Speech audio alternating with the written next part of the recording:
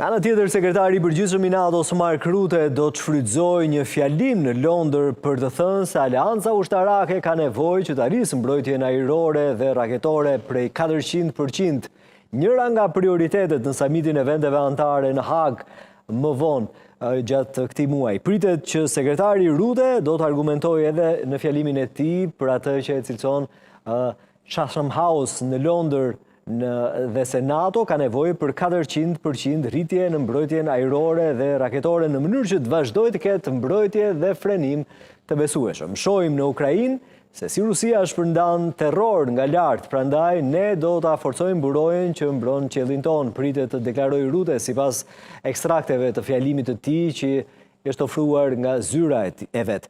Fakti është që ne na duhet një hap sasior në mbrojtjen tonë kolektive. Fakti është se ne duhet kemi më shumë forca dhe kapacitet për të zbatuar planet tona të mbrojtjes plotësisht. Fakti është që rreziku nuk do të zhduket as kur lufta në Ukrainë të ketë përfunduar, pritet të deklarojë Mark Rutte, sekretari i përgjithshëm i NATO-s.